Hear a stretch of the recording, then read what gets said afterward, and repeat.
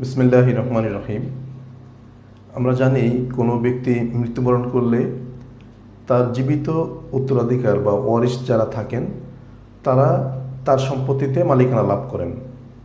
কিন্তু পরস্পর ওয়ারিশ বা পরস্পর উত্তরাধিকার এমন একাধিক ব্যক্তি যদি একই সাথে মারা যান, তাহলে তাদের সম্পত্তি কিভাবে বণ্টিত হবে বা তাদের সম্পদে কে ওয়ারিশ হবে কে ওয়ারিশ হবে না। অনেক সময় আমরা পত্রিকায় দেখি যে বিভিন্ন দুর্ঘটনা, লঞ্চ দুর্ঘটনা বা বাস দুর্ঘটনা বা বিভিন্ন প্রাকৃতিক দুর্যোগে অনেক সময় পানিতে পড়ে, আগুনে পুড়ে একই পরিবারের একাধিক ব্যক্তির মৃত্যু হয়, আমরা পত্রিকায় বা টেলিভিশনে দেখি। তাহলে তাদের সম্পত্তি কিভাবে বণ্টিত হবে?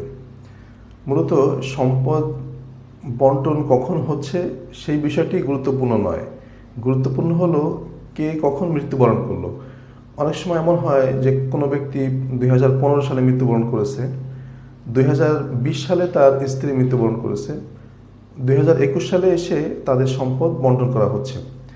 তো এক্ষেত্রে অনেকেই ভুল করে থাকেন বা অনেকে প্রশ্ন করে থাকেন যে 2020 সালে যে স্ত্রী মারা গিয়েছেন সে তার স্বামীর সম্পত্তিতে অংশ পাবে কিনা।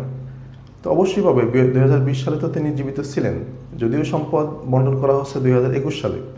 অর্থাৎ প্রথমে স্ত্রীর অংশ তাকে দিতে হবে, তারপরে তার অংশ তার ওয়ারিশদের মধ্যে বন্টন করতে হবে। বন্টন কখন করা হচ্ছে সেটি গুরুত্বপূর্ণ নয়, যে যখন মৃত্যুবরণ করে সেই হিসাবটি গুরুত্বপূর্ণ।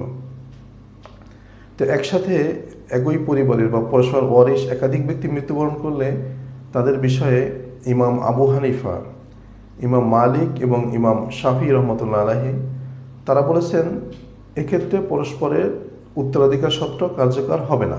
নিজ নিজ ওয়ারিশদের মধ্যে তাদের সম্পত্তি বন্টন করতে হবে।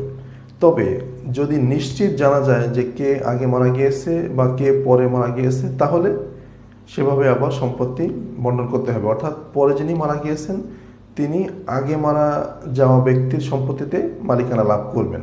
এভাবেই সম্পত্তি বন্টন করতে হবে। তো এই ছিল আমাদের আজকের উপস্থাপনা। তো আশা করি ভালো লেগেছে। তো সবাই ভালো থাকবেন। আসসালামু আলাইকুম।